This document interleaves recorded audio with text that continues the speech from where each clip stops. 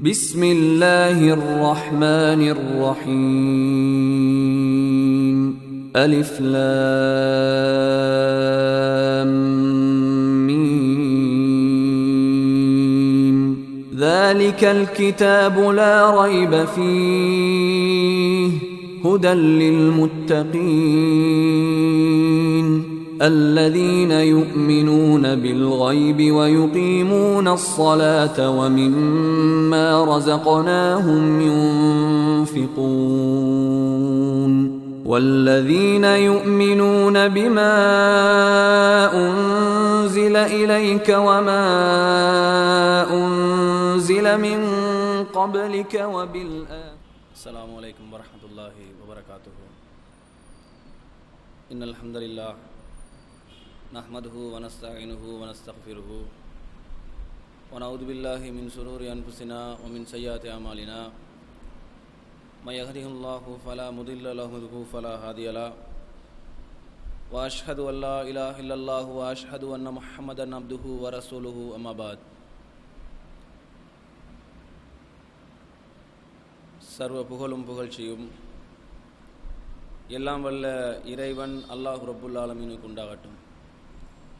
அவனுடைய சாந்தியும் பெரும் கருணையும் நமது தலைவர் முஹம்மது நபி ஸல்லல்லாஹு அலைஹி வஸல்லம் அவர்கள் மீதும் அவர்களை பின்பற்றி வாழ்ந்து கொண்டிருக்கக்கூடிய அத்தனை நல்ல மனிதர்கள் மீதும் உண்டாகட்டுமாக. அன்புக்குரிய இஸ்லாமிய சகோதரர்களே, நபிகள் நாயகம் ஸல்லல்லாஹு அலைஹி வஸல்லம் அவர்கள் தன்னை நபியாக அறிமுகப்படுத்திக் கொள்வதற்கு முன்னால் அவர்கள் வாழ்ந்த அந்த சமுதாயம் நாம் இன்றைக்கு எதை பெரும் பாவமாக கருதுகின்றோமோ, எதை பெரிய அனாச்சாரமாக கருதுகின்றோமோ, அந்த தீமைகளை அந்த பாவங்களை அவர்கள் சர்வசாதாரணமாக செய்து வந்தார்கள். இப்படிப்பட்ட மகா மோசமான ஒரு சமுதாயத்துக்குத்தான் முஹம்மது என்று சொல்லக்கூடிய மனிதரை அல்லாஹு ரப்புல் ஆலமீன் ரசூலாக தெரிவு செய்கின்றார். அவர்கள் தெரிவு செய்யப்பட்ட அந்த காலம் முதல் 23 ஆண்டு காலம் அல்லாஹ்வுடைய இறை செய்தியை வைத்து வழிகேட்டில் இருந்த அந்த மக்களை செம்மைப்படுத்தி சீராக்கி மிகப்பெரிய ஒரு இஸ்லாமிய சாம்ராஜ்யத்துக்கு, மிகப்பெரிய ஒரு இஸ்லாமிய சமுதாயத்தை அவர்கள் உருவாக்கினார்கள். ஆரம்ப கட்டத்திலே அவர்கள் இஸ்லாத்தை எடுத்து சொல்கிற நேரத்தில் அந்த இஸ்லாத்தை மிக மிக கொச்சைப்படுத்தி கேவலமாக வெறுத்தார்கள். அதை போதிக்கக்கூடிய முஹம்மது என்ற அந்த பேரை கேட்டாலேயே காஃபிர்கள் தரப்பில் கடுப்பும் வெறுப்பும், அந்த பேரை யார் உச்சரிக்கிறார்களோ அவர்களை கொலை செய்கின்ற அளவுக்கு கோபம் அவர்களிடத்திலே பிடித்து கொள்ளும். இப்படி படிப்படியாக கொஞ்சம் கொஞ்சமாக ஒரு சில மனிதர்கள் இஸ்லாத்தை நோக்கி வந்து கடைசியாக நபிகள் நாயகம் ஸல்லல்லாஹு அலைஹி வஸல்லம் அவர்கள் தன்னுடைய ஹஜ்ஜிலே அரஃபா பெருவெளியிலே அந்த சமுதாயம் மொத்தத்தையும் பார்க்கிறார்கள். எப்படிப்பட்ட ஒரு சமூகத்தை உருவாக்கி விட்டார்கள் என்றால், அந்த இஸ்லாத்திற்கு பெரும் லட்சோப லட்ச மக்களை அல்லாஹுடைய தூதர் அவர்கள் இறுதியாக உருவாக்கி இருந்தார்கள். அந்த இறுதி பேரூரிலே அவர்கள் உரை நிகழ்த்துகிறார்கள். அது வரலாற்று புத்தகங்களில், வரலாற்று நூல்களில் பதிவு செய்யப்பட்டிருக்கிறது. அப்படிப்பட்ட மிகப்பெரிய ஒரு உரை நிகழ்த்துகிறார்கள். மிகப்பெரிய ஒரு சமுதாயத்தை உருவாக்கிவிட்டு இந்த சமுதாயத்தை ரசூல் ஸல்லல்லாஹு அலைஹி வஸல்லம் அவர்கள் உருவாக்குவதற்கு கடுமையான முயற்சிகளை எடுத்தார்கள். அதிலே முயற்சி எடுக்கிற என்று சொன்னால் எந்த அளவுக்கு என்று சொன்னால், இன்றைக்கு நாம் ஒரு மனிதரை ஒரு பாவத்திலிருந்து தடுத்து இந்த குற்றத்தை நீங்கள் செய்யாதீர்கள், இந்த பாவத்தை நீங்கள் செய்யாதீர்கள் என்று சொல்வதற்கு எத்தனையோ திருமறை வசனத்தை எடுத்து சொல்வோம், அல்லாஹ் சொன்ன செய்தி எடுத்து சொல்வோம். சாதாரணமாக எப்படிப்பட்டவர்களுக்கு என்றால், ஒரு குறிப்பிட்ட வயதுக்கு பிறகு ஒரு கெட்ட பழக்கத்தை உண்டாக்கி கொண்டவருக்கு, உதாரணமாக புகைப்பிடிக்கிறார், பிறந்ததிலிருந்து புகைப்பிடிக்க மாட்டார், ஒரு குறிப்பிட்ட வயதில் தன்னுடைய தாய் தந்தையுடைய பேச்சை கேட்காமல் தான் ஒரு பெரிய ஒரு ஆண்மகன், எனக்கு எல்லாம் தெரியும் என்ற ஒரு நிலைமைக்கு அவரை உருவாக்கினதுக்கு பிறகுதான் அவர் வழிகேட்டுக்கு போக ஆரம்பிப்பார். அந்த மாதிரி ஒரு சூழ்நிலையிலிருந்து தான் அவர் ஒரு கெட்ட பழக்கத்தை மேற்கொள்வார். அவரிடத்திலே போய் இந்த குற்றத்தை செய்யாதீர்கள், இந்த பாவத்தை நீங்கள் செய்யாதீர்கள் என்று சொல்வதற்கு ஒவ்வொரு நாளும் போக வேண்டும். ஒரு நன்மையை ஏவி ஒரு தீமையை தடுப்பதற்கு தினமும் அவரிடத்திலே போய் சொல்ல வேண்டும். சொன்னால் ஒருவேளை கேட்பார் அல்லது கேட்காமல் விட்டு விடுவார். யாருக்கு? ஒரு குற்றத்தை ஒரு வாழ்நாளில், தன்னுடைய வாழ்நாளில் இடையில் சம்பாதித்து கொண்ட ஒருவரை அந்த பாவத்தை விட்டு தவிர்ந்து கொள்வதற்கு எடுக்கப்பட்ட வசனங்கள், சொல்லப்பட்ட காலங்கள் எத்தனையோ இருக்கிறது. ஆனால் நபிகள் நாயகம் ஸல்லல்லாஹு அலைஹி வஸல்லம் அவர்கள் வந்த சமுதாயத்தினர்கள் அந்த பாவத்திலேயே புரையோடி போயிருந்தார்கள், அந்த தீமையே காலாகாலம் செய்து வந்தார்கள்.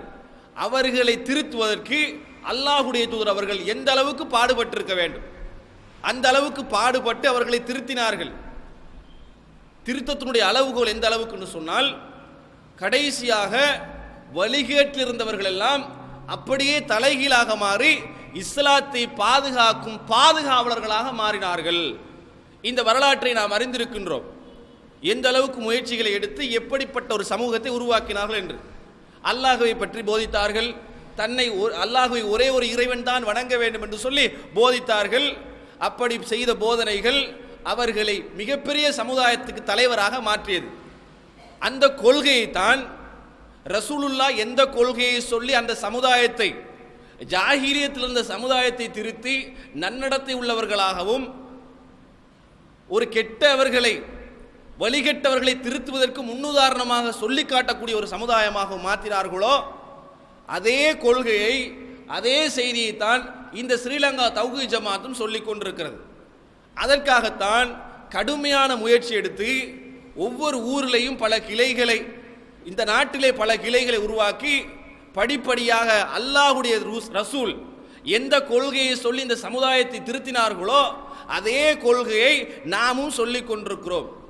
அல்லாஹ்வுடைய ரசூல் சொல்கிற போது அந்த சமுதாயம் தன்னை மாற்றிக்கொண்டு எப்படியான தியாகங்களை செய்தார்கள், எப்படியான நிலைமைக்கு தன்னை மாற்றிக்கொண்டார்களோ அதே போன்ற ஒரு சமுதாயத்தை, அதே போன்ற நிலைமைக்கு தான் இன்ற மக்களும் உருவாகி நாளைக்கு சுவர்க்கத்துக்கு சொந்தக்காரர்களாக மாற வேண்டும் என்ற மிகப்பெரிய ஒரு நோக்கத்திலே இந்த ஜமாத் உருவாகி செயல்பட்டு கொண்டிருக்கிறது. இதில் அல்லாஹ்வுடைய தூதர் அவர்கள் தன்னுடைய வாழ்நாளிலே ஒவ்வொரு வகையாக மார்க்கத்தை சொல்லுகிறார்கள். தனியாக போய் சந்திச்சு சொல்லணுமா அப்படின்னு சொல்கிறார்கள். கூட்டமாக மக்கள் ஒன்று கூடி இருக்கிறது சொல்லணுமா அங்கேயும் போய் சொல்கிறார்கள். ஒரு தீமையை காண்கிற இடத்திலே அந்த இடத்திலே உடைத்து சொல்ல வேண்டுமா அப்படியும் உடைத்து சொல்கிறார்கள். ஒரு நிர்வாக கட்டமைப்போடு சஹாபாக்களோடு சேர்ந்து அல்லாஹ்வுடைய தூதர் அவர்கள் சொல்ல வேண்டிய முறைப்படி அழகாக சொன்னார்கள். சொல்கிற போது பல சிக்கல்கள், பல சோதனைகளை சந்தித்தார்கள். அந்த வரலாறுகள் சோதனைகள் என்று பேசுகின்ற போது எத்தனையோ உரைகளில் நாம் கேட்டிருக்கிறோம். அப்படிப்பட்ட வரலாறுகளை நாம் செவிமடுத்திருக்கிறோம். ரசூலுல்லாஹ் சொல்லுகிற போது அந்த காஃபிர்கள், அந்த நல்ல முஸ்லிம்களுக்கு கொடுத்த சோதனைகள் தெரியும். அப்படிப்பட்ட அந்த சோதனைகளுக்கு உள்ளாகின்ற போது அல்லாஹ்வே வேண்டாம் என்றிருந்த அந்த மக்கள் இஸ்லாத்துக்கு வந்ததற்கு பிறகு அல்லாஹ்வை தவிர வேறு எந்த இறைவனுக்கும் கட்டுப்பட மாட்டேன் என்று உறுதியாக மாறினார்கள். அவர்களை மாற்றிய அந்த நோக்கம், அவர்கள் மாறிக்கொண்டது மறுமை நாளில் தன்னை வெற்றியடையக்கூடிய ஒருவனாக மாற்றி சுவனத்தை அடைய வேண்டும் என்பதாக மாற்றிக்கொண்டார்கள். அதிலே இன்றைக்கு நாமெல்லாம் ஏதாவது தீமைகள் செய்வோம், நாமளே முஸ்லீம் என்று சொல்கிறோம், முஸ்லீம் ஊர்களிலே வசிக்கின்றோம். இப்படி வசிக்கக்கூடிய நாங்கள் எங்களிடத்தில் உள்ளத்திலே ஊடுருவி இருக்கிறது, நான் ஒரு சிறந்த முஸ்லீம், என்னை விட வழிகட்டவர்கள் இந்த உலகத்தில் இருக்கிறார்கள், என்னை விட மிக மிக பெரிய பாவங்கள் செய்கிறவர்கள் இருக்கிறார்கள், அவனை விட நான் குறைவான தவறுகள் செய்கிறேன், அவனை விட குறைவான பாவங்கள் செய்கிறேன் என்று சொல்லி நாங்கள் முஸ்லீம்கள் என்று சொல்கிறோம். ஆனால் நாம் செய்கிற தீமைகளை கண்டு மாறி போகாதவர்களாக, நல்லவர்களாக மாறாதவர்களாக ஒரு சிலர்கள் ஷைத்தானுடைய கட்டுப்பாட்டில் இருக்கிறார்கள். இதே நிலைமை சஹாபாக்கள் இருக்கவில்லை. உதாரணத்துக்கு நபிகள் நாயகம் ஸல்லல்லாஹு அலைஹி வஸல்லம் அவர்கள் மார்க்கத்தை எடுத்து சொல்கிற நேரத்தில் ரசூல் ஸல்லல்லாஹு அலைஹி வஸல்லம் அவர்களிடத்தில் ஒரு முறை மாயிஸ் என்று சொல்லக்கூடிய நபி தோழர் வருகிறார்கள். இந்த மாயிஸ் என்று சொல்லக்கூடிய நபி தோழர் ரசூல் ஸல்லல்லாஹு அலைஹி வஸல்லம் உட்கார்ந்து கொண்டிருக்கிறார்கள். ரசூலுல்லாஹ் பல பிரச்சாரங்கள் பண்ணினார்கள். அதெல்லாம் உள்ளத்திலே ஊடுருவி அவர்களுடைய உள்ளத்திலே ஈமான் அதிகரித்து அவர்கள் ரசூலுல்லாஹ்விடத்தில் வந்து சொல்கிறார்கள், அல்லாஹ்வுடைய தூதரே, நான் ஈமான் குறைவாக இருக்கிற சந்தர்ப்பத்தில் நான் விபச்சாரம் செய்திருக்கிறேன், என்னை தூய்மைப்படுத்துங்கள். ரசூலுல்லாஹ் கண்டுக்கல, இந்த ஆளுக்கு ஏதாவது கலண்டிருக்கும் போல அப்படிங்கிற மாதிரி நினைக்கிறார்கள். ஒரு முறை சொல்றாங்க, அந்த பக்கம் திரும்பி கொள்கிறார்கள், திரும்ப சொல்லுகிறார்கள், இப்படி திரும்பி கொள்றாங்க. 4வது முறை சொல்லுகிற போது என்ன செஞ்சீங்க? நான் எதிலிருந்து உங்களை தூய்மைப்படுத்த வேண்டும்? விபச்சாரத்திலிருந்து என்னை தூய்மைப்படுத்த வேண்டும். என்னது விபச்சாரமா? விபச்சாரம் என்ன தெரியுமா அப்படிங்கிற மாதிரி கேட்டுட்டு சஹாபாக்களை நோக்கி ரசூலுல்லாஹ் சொல்லுகிறார்கள், இந்த ஆளுக்கு பைத்தியம் பிடிச்சிருக்கான்னு பாருங்க, தன்னை கொல்ல சொல்லி வந்து நிற்கிறாரு, பைத்தியம் பிடிச்சிருக்கான்னு வந்து பாருங்க. சஹாபாக்கள் பார்க்கிறாரு, மாயிஸ் ரலியல்லாஹு அன்ஹு நிற்கிறார்கள். நிற்கிறவது பார்த்தா ஆளுக்கு எந்த பைத்தியம் மனநோயும் இல்லை, ஆள் நல்லா தான் இருக்கிறாரு. அல்லாஹ்வுடைய தூதரே, நல்ல மனிதராகத்தான் இருக்கிறார், மனக்குழப்பத்துக்குள்ளானவர் போன்று இல்லையே அப்படின்னு சொன்ன. ஷரிப ஹம்ரன், அவர் சாராயம் குடித்திருக்கிறார் பாருங்க, ஏதோ மயக்கத்தில் வந்து உளறிக்கிட்டு இருக்கிறாரோ என்று விசாரிச்சு பாருங்க, இல்லாட்டி எப்படியாவது கண்டுபிடிச்சு பாருங்க என்று கிட்ட போய் வாயை நுகர்ந்து பார்க்கிறார்கள். அல்லாஹ்வுடைய தூதரே, அவர் மது அருந்தவும் இல்லை. அப்ப திரும்பி ரசூலுல்லாஹ் என்ன செஞ்சீங்க? அல்லாஹ்வுடைய தூதரே, நான் விபச்சாரம் செய்தேன் அப்படின்னு சொல்லி தன்னை ஒத்துக்கொள்றார், அவரே ஒத்துக்கொள்றாரு. பாருங்க, யோசிச்சு பாருங்க, 99% தூய்மையாக வாழ்ந்து கொண்டிருந்த சமுதாயத்துக்கு மத்தியில் தான் ஒரு விபச்சாரம் செய்தவன் என்று பெயரை சொல்லி மக்கள் மத்தியிலே கல்லெறி தண்டனைக்கு உள்ளாக்கப்பட்டு கொல்லப்பட்டால் அதை விட கேவலம் வேற எதுவும் இருக்காது என்று அவருக்கு தெரியும். ஊர்ல எல்லாம் பேசிக்குவாங்க, இவனை தெரியாதா, இப்படி கெட்டு போனவன், அதனால கொல்லப்பட்டவன் என்று எல்லோரும் பேசிக்கொள்வார்கள். மானம் மரியாதை பரம்பரைக்கே போய்விடும். இப்படி தெரியாது, இவருடைய பிள்ளைகள் தான் இவர்கள், இவருடைய பரம்பரை சேர்ந்தவர் தான் இவர்கள், மாயிசுடைய பரம்பரை சேர்ந்தவர் தான் இன்னார் என்று மக்கள் பேசி பேசியே கொச்சைப்படுத்தி விடுவார்கள் என்று அவர் நினைக்கவில்லை.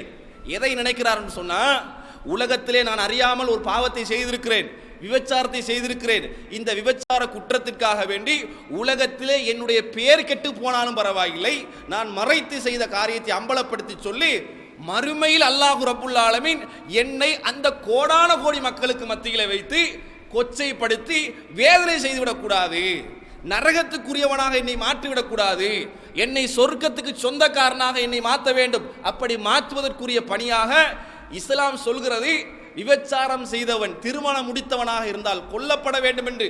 அப்படி கொல்லப்பட வேண்டியவன் தான் மாயிஸ் ஆகிய நான், அப்படிப்பட்டவன் நான். அல்லாஹ்வுடைய தூதரே, என்னை கொல்லுங்கள்.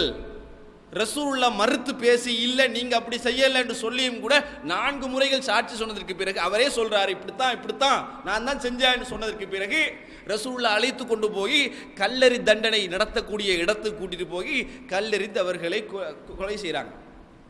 கொலை செஞ்சதுக்கு பிறகு ரசூல் ஸல்லல்லாஹு அலைஹி வஸல்லம் அவர்கள் அந்த மனிதரை பற்றி சொல்லுகிறார்கள். சஹாபாக்கள் பேசிக்கொள்றாங்க. அந்த தருணத்தை ரசூலுல்லாஹ் சொல்லுகிறார்கள், இவர் யார் தெரியுமா? லகது தாப தௌபத்தன், மரணித்து போயிட்டார் இப்ப.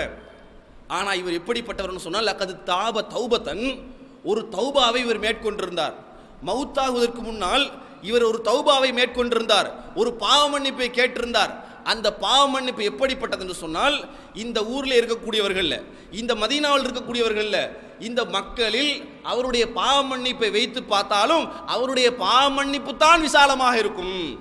இன்னும் 4 பேருக்கு, இன்னும் 100 பேருக்கு இவருடைய பாவ மன்னிப்பை பங்கிட்டு கொடுக்கலாம் என்ற அளவுக்கு நபிகள் நாயகம் ஸல்லல்லாஹு அலைஹி வஸல்லம் அவர்கள் சிறப்பித்து சொன்னார்கள். இந்த வரலாற்று செய்தி ஏன் சொல்கிறேன்? மாயிஸ் ரலியல்லாஹு இப்படி செஞ்சாங்க ஏன் சொல்கிறேன் என்றால், இது போன்ற ஒரு சமுதாயத்தை தான் இந்த ஜமாத் உருவாக்க நினைக்கிறது. எப்படிப்பட்ட ஜமாத்து?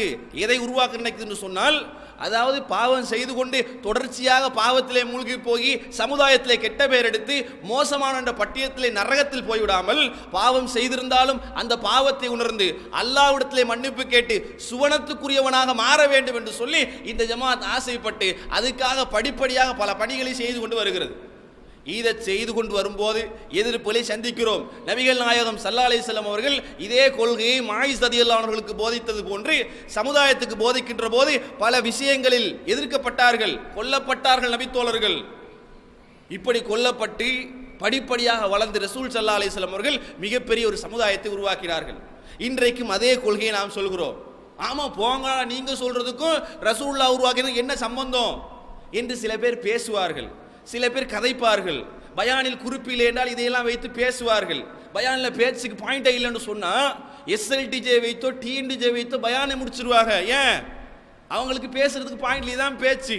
சில ஆலிம்களுக்கு பார்த்தீங்கன்னு சொன்னா ஜும்மாவில் கூட எது பேச்சுன்னு சொன்னா எஸ்எல்டிஜே காஃபிர்கள், எஸ்எல்டிஜே ஹதீஸை மறுக்கிறானுங்க என்று இதான் பேச்சு. எதுக்கு? வளர்ந்து கொண்டு வருகிறது. அல்லாஹ்வுடைய உதவியோடு மிகப்பெரிய சமுதாயத்தை உருவாக்கி விடுவார்கள். எங்கள் பொழப்புக்கு என்ன வழி, எங்களுடைய வாழ்வுக்கு என்ன வழி? நாளைக்கு நாம நரோட்டை தான் விற்க வேண்டி வரும். மார்க்கெட்டை வித்து பொழைத்து கொண்டிருக்கக்கூடிய எங்களுடைய வாழ்வுக்கு இந்த எஸ்எல்டிஜே ரசூலுல்லாஹ்வுடைய கொள்கை மூலம் ஆப்பு வைத்து விடுவார்களோ என்று பயமாக இருக்கிறது என்று அஞ்சு போய் தன்னுடைய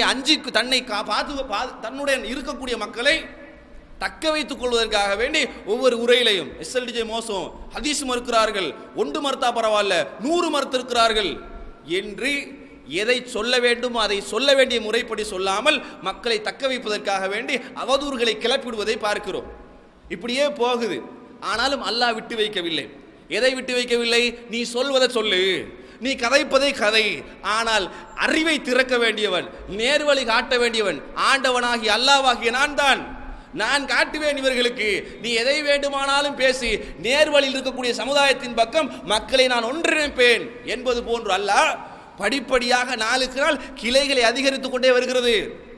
குறிப்பிட்ட காலத்துக்குள்ள இப்ப 80க்கு மேற்பட்ட கிளைகள். எதனால? இது காசு சுரண்டி மக்களை ஏமாற்றி சம்பாதிக்கக்கூடிய ஒன்றாக இருந்தால் நடத்த சாத்தியமா? இது சாத்தியம் இல்லை. எதனால ஒரு சாத்தியம்? ரசூலுல்லாஹ் எந்த முறையை கையாண்டு வழிகேட்டிருந்த சமுதாயத்தை திருத்தி நேர்வழிக்கு கொண்டு வந்து வைத்தார்களோ அதே முறையை கையாள்வதனால், அதே நிர்வாக கட்டமைப்பை தெரிவு செய்து அது போன்ற பல படித்தரங்களை சட்டமாக போட்டு அப்படி கொள்கை அடிப்படையை உருவாக்குவதால் தான் இது போன்று அதிகமாக அல்லாஹ்வுடைய உதவியால் வளர்ந்து கொண்டு வருகிறது. இது மட்டும் இல்லை, இதுல இன்றைக்கு பார்த்தோம்னு சொன்னா ரசூலுல்லாஹ்டையா இவங்க செய்யறாங்க, ரசூலுல்லாஹ்க்கு இவங்களுக்கு எந்த சம்பந்தமும் இல்லை, சௌஹி எஸ்எல்டிஜேங்கிறது வேறு, ரசூலுல்லாஹ்வுடைய அமைப்புங்கிறது வேறுன்னு சொல்கிறார்களே. ரசூலுல்லாஹ் சொன்ன கொள்கையை தான், அதைத்தான் தன்னுடைய வாழ்நாளில் கடைபிடிக்க வேண்டும் என்று சொல்லி உறுதியாக கடைபிடிப்பதனால்தான் எங்களுக்குள்ளே இன்றைக்கு பல மாற்றங்களை பார்க்கின்றோம். எங்களுக்குள்ளே சில செய்திகள் வெளிப்படுவதை பார்க்கலாம். எவனெல்லாம் எதிர்த்து பேசுகின்றானோ, எவனெல்லாம் இதை அழிக்க வேண்டும் என்று பேசுகின்றானோ அவர்களுக்கும் ரசூலுல்லாவுக்கும் தான் எந்த சம்பந்தமும் இல்லை. எங்களுக்கும் ரசூலுடைய மார்க்கத்திற்கும் நிறைய சம்பந்தம். எங்களுக்கு ரசூலுல்லாஹ்வுடைய கொள்கைக்கும் அவர்கள் உருவாக்கிய சமுதாயத்திற்கும் நிறைய சம்பந்தம். அல்லாஹ்வுடைய தூதர் ஸல்லல்லாஹு அலைஹி வஸல்லம் அவர்கள் ஒரு செய்தி உதாரணத்துக்கு சொல்வதாக இருந்தால், நபிகள் நாயகம் ஸல்லல்லாஹு அலைஹி வஸல்லம் அவர்களை சந்திப்பதற்கு ஒரு மனிதர் வருகிறார். மனிதர் ரசூலுல்லாஹ்வுடைய விருந்தாளியாக வராங்க ரசூலுல்லாஹை பார்ப்பதற்கு. ரசூலுல்லாஹ் வீட்டில் போய் உணவு இருக்குதான்னு பார்க்க சொல்லுகிறார்கள். உணவு இருக்கான்னு பார்க்க சொன்னால் வீட்டில் போய் பார்க்கிறார்கள், உணவு எதுவும் இல்லை. அப்ப ரசூலுல்லாஹ் கிட்ட தன்னுடைய மனைவி சொல்றாங்க, வீட்டில் தண்ணீரை தவிர வேற எதுவும் விருந்தாளி கொடுப்பதற்கு இல்லை. இப்ப ரசூல் ஸல்லல்லாஹு அலைஹி வஸல்லம் அவர்கள் சஹாபாக்கள்கிட்ட சொல்றாங்க, என் வீட்டுக்கு வந்த விருந்தாளி யாராவது கண்ணியப்படுத்துகிறீர்களா? ஒரு அன்சாரி தோழர், தண்ட வீட்டில் என்ன இருக்குன்னு தெரியாது, ஆனால் அல்லாஹ்வுடைய தூதரை கௌரவப்படுத்த வேண்டும், அந்த வந்தவர் விருந்தாளியை கௌரவப்படுத்த வேண்டும் என்று சொல்லி கையை தூக்குகிறார். கையை தூக்கி நான் கூட்டிட்டு போகிறேன் அல்லாஹ்வுடைய தூதர் என்று சொல்லி கூட்டிக்கிட்டு போகிறார். வீட்டில் என்ன இருக்குன்னு அவருக்கு இன்னும் தெரியாது. வீட்டில் போய் மனைவி கிட்ட சொல்றாங்க, மனைவியே இது ரசூலுல்லாஹ்வுடைய வீட்டுக்கு வந்த விருந்தாளி, கண்ணியப்படுத்த வேண்டும். மனைவி என்ன சொல்றாங்க தெரியுமா? அல்லாஹ் மீது ஆணையாக குழந்தைக்கு கொடுக்க வேண்டிய உணவை தவிர வேறு எதுவும் எங்களுக்கே இல்லை, விருந்தாளிக்கு எங்காண்டு போறது? அப்ப சொல்றதுக்கு பின்னாடி இவங்க சொல்றாங்க, கணவர் சொல்கிறார், அதுதான் பண்பு, அந்த கொள்கை அடிப்படையில் தான் உருவாக்க நினைக்கிறோம், உருவாக்கி இருக்கிறோம், இன்னும் உருவாக்குவோம் அல்லாஹ்வுடைய உதவியினால். எப்படி தெரியுமா? அந்த அன்சாரி தோழர் சொல்லுகிறார், மனைவியே குழந்தைகளை உறங்கச் செய்துவிடு, விளக்கை இலேசாக அணைத்து வை, விருந்தாளிக்கு குழந்தைக்கு வைத்திருந்த உணவை கொண்டு வந்து வைத்துவிட்டு நானும் நீங்களும் உண்ணுவது போன்று செய்கிறை செய்வோம், திருப்தியாக வந்தவர் உண்ணட்டும் என்று சொல்லி அந்த இரவை அப்படியே பட்டினியாக தன்னுடைய குழந்தைகளும் கழிக்கிறார், அந்த தம்பதியினர்களும் கழிக்கிறார்கள். ரசூலுல்லாஹ்ட்ட போய் சந்தித்து செய்தியை சொல்கிறார்கள். அப்ப நபிகள் நாயகம் ஸல்லல்லாஹு அலைஹி வஸல்லம் சொல்கிறார்கள், உங்களை பார்த்து அல்லாஹ் சிரிக்கின்றான், உங்களை பார்த்து அல்லாஹ் சந்தோஷப்படுகிறான். எப்படி சந்தோஷப்படுறா? உங்களுக்குண்டே ஒரு வசனத்தை அல்லாஹ் அருளுகிறான், யூசிரூன அலா அன்ஃபுஸிஹிம் வலவ் ஹஸாஸா, தனக்கு தேவை இருந்தும் கூட தன்னுடைய தேவையை விட பிறர் தேவைதான் முக்கியம் என்று நினைத்து வாரி வழங்கினீர்களே, உங்களிடத்தில் கஞ்சத்தனம் இல்லாமல், உங்களை கருமித்தனம் இல்லாமல் அல்லாஹ் செய்திருக்கிறான். என்ற செய்தியை சொல்றாங்க. இது எங்கடா உங்க தௌஹீத் ஜமாத் இருக்குதுன்னு கேட்கலாம். யோசிச்சு பாருங்க. இப்ப சென்னையில் தமிழ்நாட்டில் பாரிய மழை பெய்கிறது. இந்த மழை பெய்கிற போது வெள்ளத்தினால் பெருமளவு ஊரே மூழ்கி அடிக்கப்பட்டு விட்டது. சில ஊர்களில் மாடி, சில பகுதிகளில் மாடி அளவுக்கு தண்ணீர். இப்படி மூழ்கடிக்கப்பட்டிருக்கிற நேரத்தில் அல்லாஹ் பார்க்கிறான். ரசூல்லா உருவாக்கின சமுதாயம், ரசூல்லா உருவாக்கின சமுதாயம் சொல்றீங்கள, உருவாக்கின சமுதாயம் ரசூல்லா உருவாக்கின மாதிரி நீங்க உருவாக்கி இருக்கிறீர்களா? அந்த கொள்கை அடிப்படையில் நீங்கள் உருவாக்கி இருக்கிறீர்களா என்பதை அல்லாஹ் பரீட்சித்து பார்க்கிறான். பரீட்சித்து பார்த்ததற்கு உகந்த வகையிலே அந்த கொள்கை அடிப்படையில் உருவாக்கப்பட்டவர்கள் களத்தில் இருந்தார்கள். அந்த ஊருக்கு அரசியல்வாதிகள் என்று சொல்லி யாரா வந்தாங்களா? வந்தாங்க, பணம் காட்டிட்டு போயிட்டார்கள். அந்த இயக்கத்தில் உள்ளவர்கள், பெரும் பெரும் இயக்கத்தில் உள்ளவர்கள் இப்படி செய்யுங்க இப்படி செஞ்ச சொன்னாங்க. எதுக்கு சொன்னார்கள்? பேர் எடுப்பதற்கு, புகழ் எடுப்பதற்கு சொல்றாங்க. ஒவ்வொரு கட்சியில் உள்ளவர்கள் சொல்லுகிறார்கள் நீங்க போய் உதவி செய்யுங்க. செய்ய முடியல. ஏன்? இந்த கொள்கை அடிப்படையில் அல்லாஹ்வுடைய தூதர் அவர்கள் உருவாக்கிய கொள்கை அடிப்படையில் உருவாக்கப்படவில்லை. தலைவர் சொல்லுவாங்க, அதிமுக அவருடைய தலைவர் சொல்லுவார்கள், திமுகவுடைய தலைவர்கள் சொல்லுவார்கள், விஜயகாந்தனுடைய கட்சியில் உள்ள அந்த தொண்டர்களுக்கு சொல்லுவார்கள், இப்படி ஒவ்வொரு பேருக்கும் சொல்லுவாங்க. ஆனால் செய்ய முன் வர மாட்டார்களே. காசு கொடுக்குறியோ, எங்களுக்கு ஏதாவது பொருளாதாரம் கொடுக்குறியோ, அப்ப போய் செய்யற. நீங்க சொன்னால் செய்வதற்கு எங்களுக்கு என்ன கூலி, எங்களுக்கு என்ன கிடைக்கும் என்று பார்த்தார்கள். ஆனால் நபிகள் நாயகம் ஸல்லல்லாஹு அலைஹி வஸல்லம் அவர்கள் உருவாக்கியது போன்ற தமிழ்நாடு தௌஹீத் ஜமாத்தை அல்லாஹ் இன்று உருவாக்கி வைத்திருப்பதனால்தான் அந்த மக்கள் களத்தில் நின்றார்கள். எந்த அளவுக்கு சொன்னால், அதாவது இந்தியாவினுடைய இராணுவமே பயந்து போய் இந்த இடத்தில் போனால் நாங்கள் மூழ்கி விடுவோமோ, பாதுகாப்புக்கே பங்கம் ஏற்படுகிற இடமாக இருக்கிறது, இந்த இடத்தில் போனால் நாங்கள் ஏதாவது எங்களுக்கு ஆபத்தாக நடந்து விடுமோ என்று அஞ்சுகிற இடத்தில் தமிழ்நாடு தௌஹீத் ஜமாத்தினுடைய தொண்டர்கள் போனார்கள். சுபஹானல்லாஹ். எந்த அளவுக்கு சொன்னால், பெருமைக்காக சொல்லவில்லை, வேறு எந்த கொள்கையிலும் வேறு எந்த இயக்கத்திலும் இல்லாத தொண்டர்களை ஒன்று கூட்டினார்கள். அரசாங்கத்தாலே ஒன்று கூட்ட முடியாத தொண்டர்கள் உருவாக்கினார்கள். கிட்டத்தட்ட அரசாங்கமே அதாவது வியப்படைந்து போகிற அளவுக்கு குறிப்பிட்ட நாளில் ஒரு நாளை தெரிவு செய்து 30,000 தொண்டர்களை கொண்டு வந்து வைத்து இந்த பணியை நீங்க செய்யுங்க, இந்த பணியை நீங்க செய்யுங்க என்று சொல்லி மக்களை உருவாக்கி அதற்குரிய வேலைகளை செய்கிறார்கள். எந்த அளவுக்கு அந்த வேலையினுடைய ஈடுபாடு எந்த அளவுக்கு இருக்குன்னு சொன்னா, அவன் சகோதரன் அங்க இல்ல, கூட பிறந்த அண்ணன் இல்லை, கூட பிறந்த சொந்தங்கள் இல்லை, அரவணைப்பதற்கு உறவு இல்லை அங்க. அப்படி இருந்தும் கூட, அதுவும் முஸ்லீமே இல்லாத சில இடங்களில் கூட, அந்நியர்களே இருக்கிற இடங்களில் கூட எந்த கூலியும் பெற்றுக்கொள்ளாமல் இங்கே போய் நான் உதவி செய்தால் எப்படி அல்லாஹ் ரப்புல் ஆலமீன் சிரித்து சந்தோஷப்பட்டு அந்த நபி தோழருக்கும் நபி தோழிக்கும் அல்லாஹ் வாழ்த்து செய்தி சொன்னானோ, அந்த கூலி, அந்த சந்தோஷம், அல்லாஹ்வுடைய அந்த புண்ணியம் எனக்கும் கிடைக்க வேண்டும் என்று ஒவ்வொரு தொண்டனும் உயிர் மூச்சாக நின்று, நான் அதற்குள்ளே உள்ளே போய் எனக்கு என்ன நடந்தாலும் பரவாயில்லை, இன்னவர் வாழ வேண்டும் என்று சொல்லி எத்தனையோ பொருளாதாரங்களை ஒன்று திரட்டி பாதிக்கப்பட்ட மக்களுக்கு கொண்டு போய் கொடுத்தார்கள். முதல் கட்டமாக வசூல் செய்த பணம் கூட 50 லட்சம் ரூபாய், அதாவது இலங்கை படி சொன்னால் கிட்டத்தட்ட 1.5 கோடி ரூபாய். யாருக்காக வழங்கினாங்க தெரியுமா? தன்னிடத்தில் எவ்வளவு தேவை இருக்கிறது, அங்கே போய் பயான் பண்ண போன கிளை தாய்களுக்கு தெரியும். தன்னுடைய நிர்வாகிகள் வீட்டில் எவ்வளவு சரி செய்யப்பட வேண்டியிருக்கிறது, தன்னுடைய குடும்பத்துக்கு எவ்வளவு கொண்டு வந்து பணத்தினால் செய்யப்பட வேண்டிய சேவைகள் இருக்கிறது.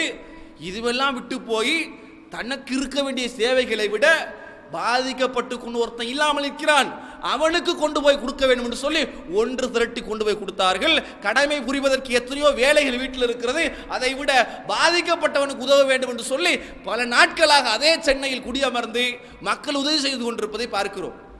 இது எதனால? ரசூலுல்லாஹ் உருவாக்கிய சமுதாயத்தை போன்று உருவாக்கினால் மட்டும்தான் முடியும். இல்லாட்டி இன்றைக்கு பார்க்கிறோம், இந்தியாவில் நடக்கக்கூடிய அந்த பணிகளுக்கு இலங்கை பத்திரிகையில் கூட எழுதி வர்ணித்து சொல்கிற அளவுக்கு 99% இந்த தமிழ்நாடு தௌஹீத் ஜமாத் தான் அதற்குள் களமிறங்கி அந்த மக்கள் உதவி செய்து கொண்டிருக்கிறார்கள்.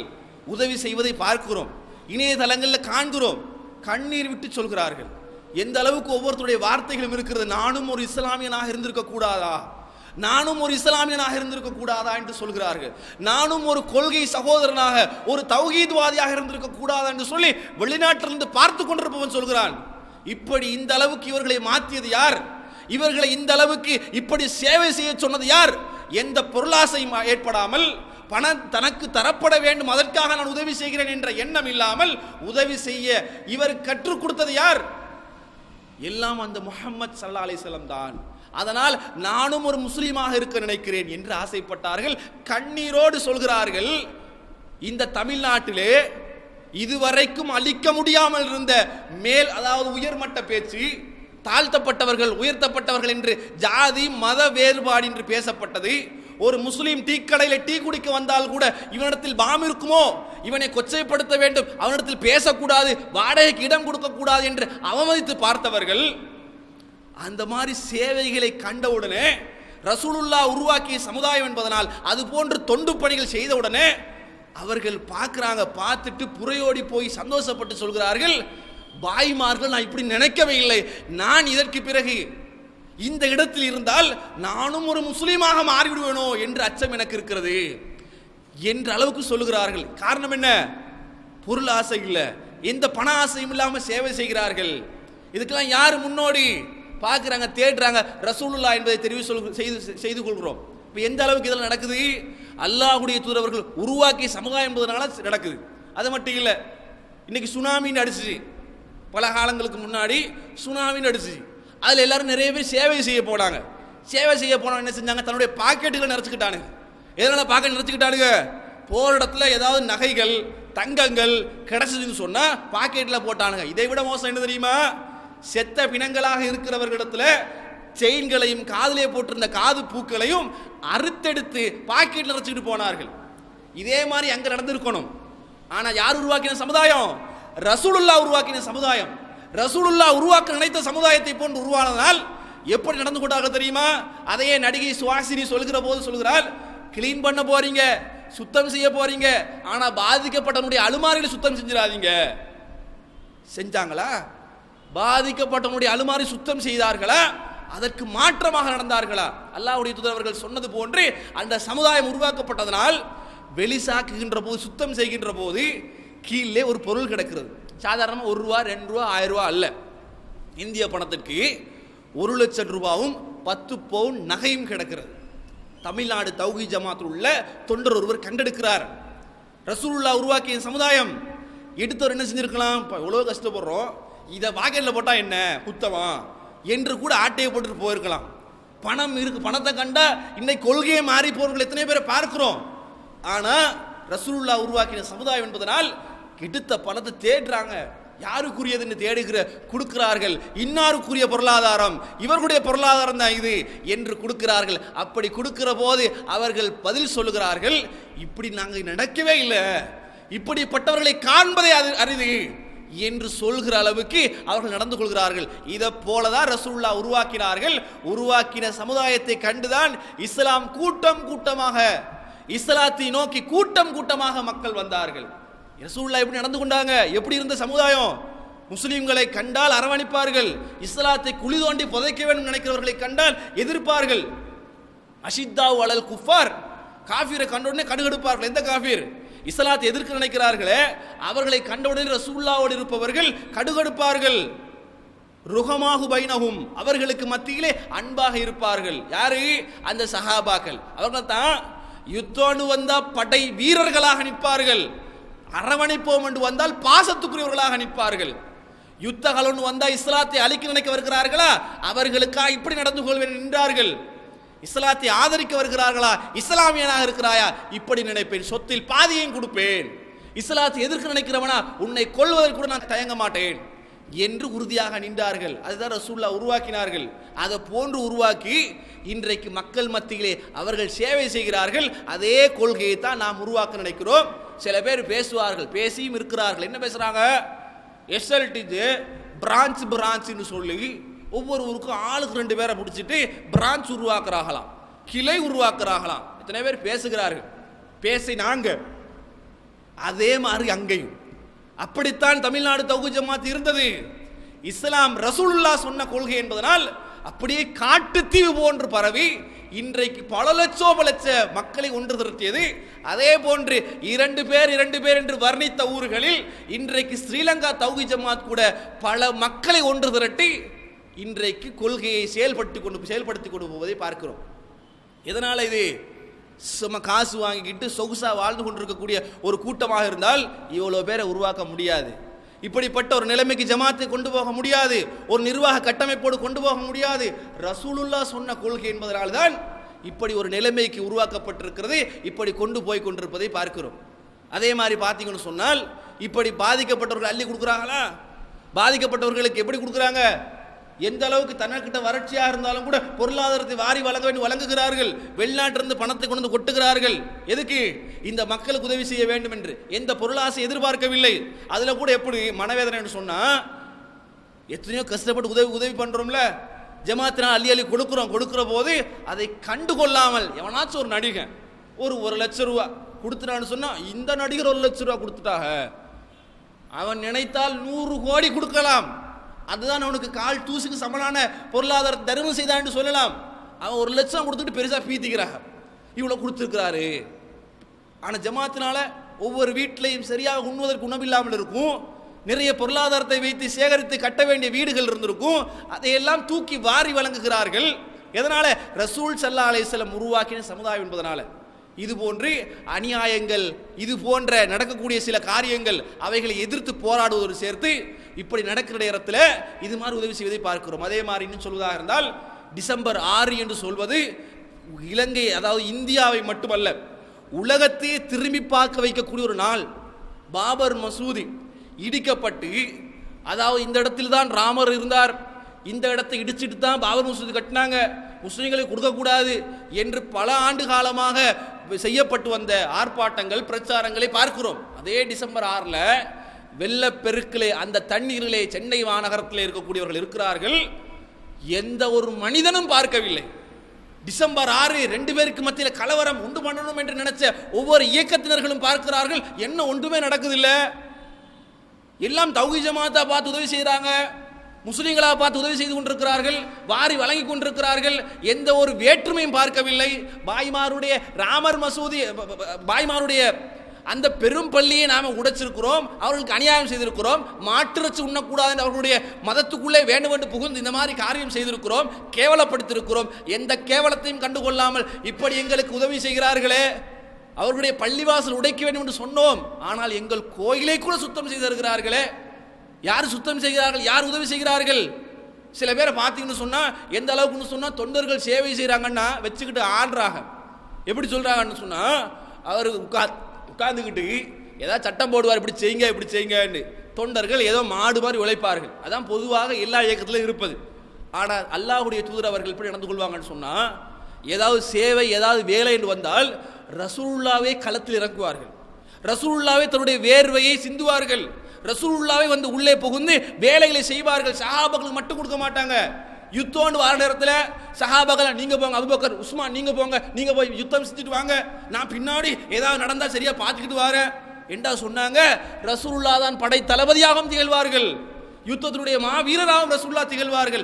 அப்படி ரசூலுல்லாஹ் திகழ்ந்தது போன்று எங்கள் ஜமாத்தினுடைய மேல்மட்ட நிர்வாகிகள் உள்ளே புகுந்து எந்த வேலையை ஒரு அதிகாரி செய்யக்கூடாது நினைப்பார்களோ, எந்த ஒரு ஆட்சியாளன் செய்யக்கூடாது மக்கள் இன்றைக்கு நினைப்பார்களோ, அந்த வேலையை என்ன எவன் நினைச்சாலும் பரவாயில்லை, அல்லாஹ்விடத்திலே கூலி வேண்டும் என்று சொல்லி இறங்கி செய்வதை பார்க்கிறோம். தோளில் சுமந்து கொண்டு உணவுப் பொருட்களை அலைந்து திரிவதும் அதை விட கேவலம் என்ன தெரியுமா? அதை விட சமுதாயத்திலே கேவலமாக பார்க்கிற விஷயம் என்ன தெரியுமா? தன்னுடைய டாய்லெட்டை, தன்னுடைய கழிவறையை கூட ஒருவன் சுத்தம் செய்ய வைக்கப்படுவான். இதையெல்லாம் போய் வெளிசாக்கி நிற்போமா, இதெல்லாம் சுத்தம் செஞ்சுக்கிட்டு நிற்போமா என்று பார்ப்பான்.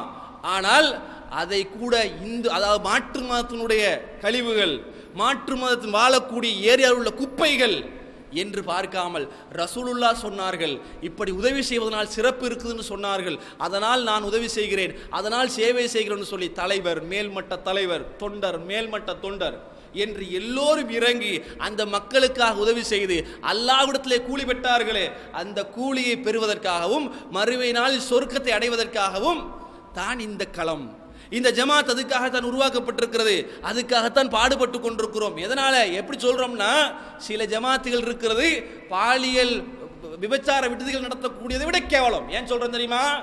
இந்த இந்தியாவில் நடந்த இந்த சென்னையில் நடக்கக்கூடிய நிகழ்ச்சிகளில் உதவி செஞ்சாங்க, சில நடிகர்மாரும் உதவி செஞ்சாங்க, போட்டோக்கு போஸ்ட் கொடுக்கறதுக்காக கூட வந்திருக்கலாம், அது நமக்கு தேவையில்லை, ஏதோ உதவி என்ற பேரில் செய்தார்கள். அதில் சில அடுத்த மாநிலத்திலிருந்து, இந்தியாவிலேயே அடுத்த மாநிலத்திலிருந்து ஒரு விபச்சார விடுதியிலிருந்து 1,00,000 ரூபாய், கிட்டத்தட்ட இலங்கை மணிக்கு 2,50 லட்சம் ரூபாய் இந்த சென்னை வாழ் மக்களுக்கு கொண்டு போய் கொடுத்துருங்கன்னு சொன்னார்கள். எந்த அளவு கவலை அவர்களுக்கு. 3000 பேர் நடத்துக்கிறாங்க, வச்சிருக்கிறாங்க கூலிப்படை. அது கூலிப்படையில் வேலை செய்கிறவங்க. அதில் 2000 பேருக்கு இந்த 4 நாளா ஒருவேளை உணவை தவிர வேற உணவு சாப்பிட்றதுக்கு மனசு வருது இல்லையா? ஏன் இப்படி பாதிக்கப்பட்டாங்களே? அப்போ அதை விட கேவலமாக சில இஸ்லாமிய அமைப்புகள் இருக்கிறது, அதை விட கேவலமாக சில மக்கள் இருப்பதை பார்க்கலாம். ஒரு காசு கொடுத்துருக்க மாட்டான், ஒரு உதவி செய்திருக்க மாட்டான், அவன் அலிசா நமக்கு என்ன என்று சொல்ற அளவுக்கு இருக்குது. இதையெல்லாம் கருத்தில் கொள்ளாமல் தனக்கு தேவை இருந்தும் கூட தன் தேவையை விட ஒருவருடைய தேவை முக்கியமாக இருக்கிறதா கொண்டு போய் கொடுப்போம் என்று கொடுக்கிறார்கள். இன்று வரைக்கும் வசூல் செய்கிறார்கள், இன்று வரைக்கும் கொடுக்கிறார்கள். நினைச்சிருந்தா அந்த வசூல்னால ஒவ்வொரு நிர்வாகியுடைய வீட்டையும் பெரிய அளவில் கட்டியிருக்கலாம், பணத்தை சுரண்டி இருக்கலாம், பேங்க்ல அக்கௌண்ட்டை கொண்டு போய் நிறைச்சிருக்கலாம். இதெல்லாம் முக்கியமல்ல. உலகத்தை பொருளாதாரம் சேர்ப்பதை விட நன்மை என்ற பொருளாதாரத்தை சேர்ப்பதுதான் சிறந்தது என்று எங்கள் தூதர், எங்கள் பெருமானார் எங்களை கற்றுக் கொடுத்திருக்கிறார் என்று வெளிப்படுத்தி காட்டி சமுதாயத்திலே களத்திலே நின்று மக்கள் உதவி செய்து கொண்டிருப்பதை பார்க்கிறோம். இதே போன்ற இந்த உதவிகளை ஜமாத் இலங்கையிலிருந்தும் எதிர்பார்க்கிறார்கள். அதே ஜமாத் தான் உருவாக்கிட்டு இருக்கிறோம், அதே அடிப்படையில் தான் உருவாக்கி கொண்டிருக்கிறோம். அதனால் இலங்கையிலிருந்தும் பொருளாதாரத்தை எதிர்பார்க்கிறார்கள். ஸ்ரீலங்கா தௌஹீத் ஜமாத் கூட வசூல் பண்ணுகிறது, சேகரிக்கிறது. அந்த மக்களுக்கு உதவி செய்வோம். ஒரு அந்நியன், அல்லாஹுவை நம்பாத ஒருவன் உதவி செய்கிறான் இருக்கும் போது இஸ்லாமியனாக இருக்கக்கூடிய, முஸ்லீமாக இருக்கக்கூடிய நான் உதவி செய்கிறேன். ஒரு பாலியல் கம்பெனியை வச்சு நடத்துகிற அளவுக்கு, மிகப்பெரிய பாலியல் விபச்சார விடுதியை வைத்து நடத்திருக்கக்கூடியவர்களுக்கு 1,00,000 கொடுப்பதற்கு வக்கிருக்குன்னு சொன்னால், அல்லாஹ்வை நம்பி மறுமை நாளை நம்பிக்கொண்டிருக்கக்கூடிய எங்களுக்கு எவ்வளவு லட்சங்கள் கொடுக்கலாம்?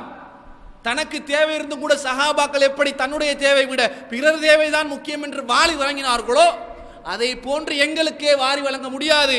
கூலி எதிர்பார்க்க வேண்டும். யாரிடத்திலே?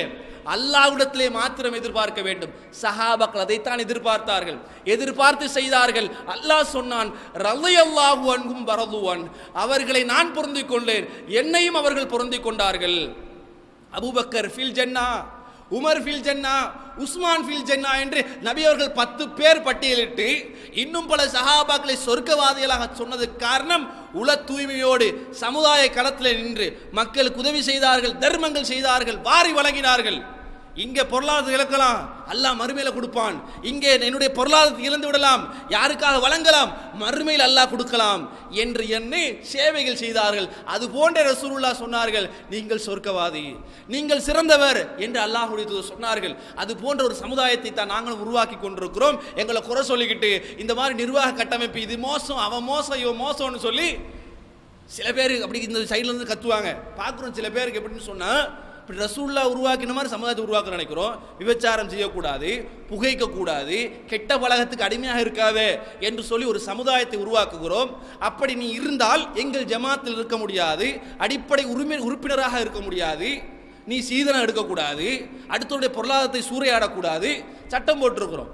இது என்ன பண்ணுது? இப்போ சில பேருக்கு குத்தும்.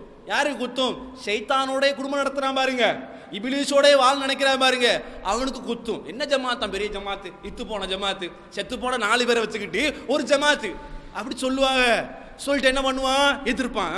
ஜமாத் இது மோசம், அது மோசம், முஸ்லிக்குன்னு சொல்றாங்க, இதை சொல்றாங்க என்று எதிர்ப்பார்கள். யாரு? இபிலிஸோடு வாழ்க்கை நடத்துறவன். அவனுக்கு ஜமாத்துக்குள்ள அங்கத்தவனாக புகுந்து ஏதாவது பணியில் இருந்தா கூட இருக்க முடியாது. ஏன்? நமக்கு நம்முடைய நண்பர் நம்மளை அழைக்கிறார். யாரு?